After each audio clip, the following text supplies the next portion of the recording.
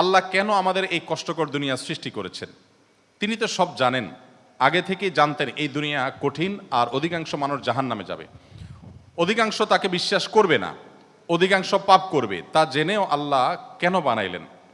অনেকে চিন্তার স্বাধীনতার কথা বলেন যে আল্লাহ স্বাধীনতা দিয়ে পাঠাইছেন, তাই পাপ করলে দোষ মানুষেরই। কিন্তু আল্লাহ তো এটাও জানতেন যে স্বাধীন হলেও অধিকাংশ মানুষ পাপই করবে।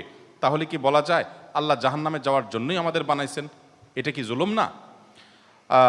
ভাই আহমদ মুসা, এই প্রশ্নটি আপনার মতো আরও হয়তো অনেকের। আমরা এই প্রশ্ন উত্তরে অনেক দীর্ঘ আলোচনা করতে পারলে ভালো হতো, কিন্তু আমাদের হাতে সেই সময় নেই। আমি খুব সংক্ষিপ্তভাবে বলার চেষ্টা করি।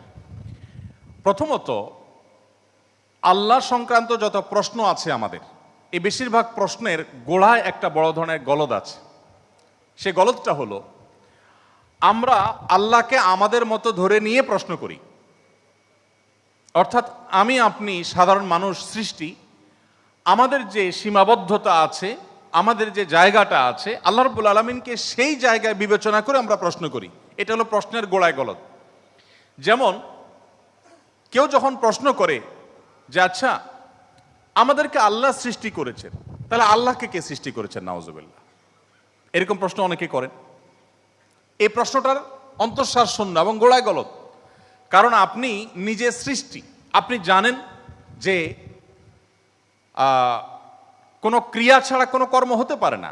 সেজন্য আপনি নিজে সৃষ্টি হয়েছেন, আপনার স্রষ্টার সন্ধান করছেন যে আমি সৃষ্টি যেহেতু হয়েছে, আমার স্রষ্টা নিশ্চয়ই আছে। ভালো কথা। এখন আল্লাহকেও আপনি আপনার মতো করে ভাবছেন যে তাহলে তারও স্রষ্টা দরকার। তারও যদি স্রষ্টা থাকে তাহলে তিনি স্রষ্টা হলেন কিভাবে? আল্লাহর যদি আবার স্রষ্টা বিবেচনা করা যায়, চিন্তা করা যায়, কল্পনা করা যায়, তাহলে তিনি স্রষ্টা হলেন কোত্থেকে? তাহলে তিনিও তো আমার মতো সৃষ্টি হয়ে গেলেন, যে তারও আরেকজন যদি স্রষ্টা থাকে। আল্লাহর কোনো স্রষ্টা থাকবে না, তিনি নিজেই স্বয়ং সম্পূর্ণ। এটা তো অবশ্যম্ভাবী, কারণ সৃষ্টি জগতের আমরা সবাই যখন সৃষ্টি, তাই সকল সৃষ্টির তো স্রষ্টা দরকার। তো স্রষ্টার যদি আবার মনে করেন যে তার আবার সৃষ্টিকর্তাকে, তাহলে সেক্ষেত্রে তিনি স্রষ্টা হলেন কই? তাকে তো আপনি আপনার মতো করে ভাবছেন। তো এইরকম গোড়ায় কিছু গলদ থাকে। এই প্রশ্ন উত্তরে আমি বলি, কোরআনে কারিমে আল্লাহ তাআলা বলেছেন, লা ইউসআলু আম্মা ইয়াফআল ওয়া হুম ইউসআলুন। মহান আল্লাহ তাআলা তার নিজের সত্তা সম্পর্কে বলছেন, তিনি যা কিছু করেন তার এই সমস্ত কাজের জন্য কারোর কাছে তিনি জবাবদিহি করতে বাধ্য নন। কারণ তিনি তো মহান সৃষ্টিকর্তা, তার তো কোনো স্রষ্টা নেই, তার উপরে কেউ নেই, তিনি কার কাছে জবাবদিহি করবেন? তার কোনো কাজের জন্য তিনি কারোর কাছে জবাবদিহি করেন না, কিন্তু সবাইকে তার কাছে জবাবদিহি করতে হয়।